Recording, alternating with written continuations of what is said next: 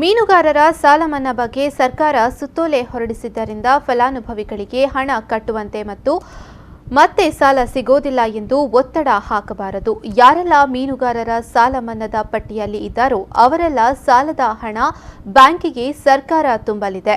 ಮೀನುಗಾರಿಕೆ ಅಭಿವೃದ್ಧಿ ದೃಷ್ಟಿಯಲ್ಲಿ ಸಮಗ್ರ ಸಮುದ್ರ ಮೀನುಗಾರಿಕಾ ನೀತಿ ರೂಪಿಸಲಾಗುತ್ತದೆ ಎಂದು ಬಂದರು ಹಾಗೂ ಮೀನುಗಾರಿಕಾ ಸಚಿವ ಕೋಟ ಶ್ರೀನಿವಾಸ ಪೂಜಾರಿ ಹೇಳಿದರು.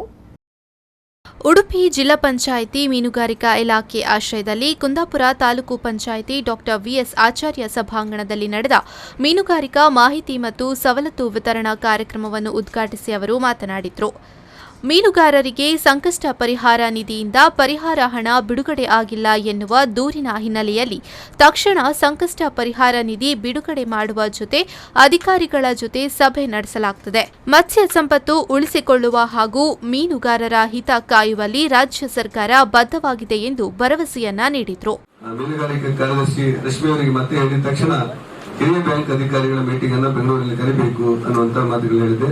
ನನಗೆ ವಿಶ್ವಾಸ ಇದೆ, ಇನ್ನೊಂದು ವಾರದಲ್ಲಿ ಭೂಮಿ ತಂತ್ರಾಂಶದ ಮೂಲಕ, ಯಾಕಂದ್ರೆ ಯಾವ ರೀತಿ ರೈತರ ಖಾತೆಗೆ ನಾವು ಹಣ ಹಾಕ್ತೇವೋ ಅದೇ ರೀತಿಯಲ್ಲಿ ಪಾರದರ್ಶಕವಾಗಿ ಭೂಮಿ ತಂತ್ರಾಂಶದ ಮೂಲಕ ಈ ಮೀನುಗಾರರ ಸಾಲಕ್ಕೆ ಮರುಪಾವತಿ ಮಾಡುವಂತ ಯೋಜನೆಯನ್ನು ರೂಪಿಸಬೇಕು ಅಂತ ಯೋಜನೆ ಮಾಡಿದ್ದೇವೆ. ಒಂದು ವಾರದಲ್ಲಿ ತೀರ್ಮಾನ ಮಾಡ್ತೇವೆ.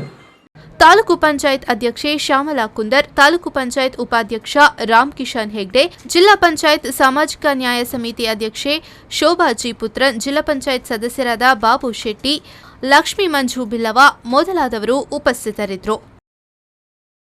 ಶ್ರೀಕಾಂತ್, ವಿ4 ನ್ಯೂಸ್ 24/7 ಕುಂದಾಪುರ.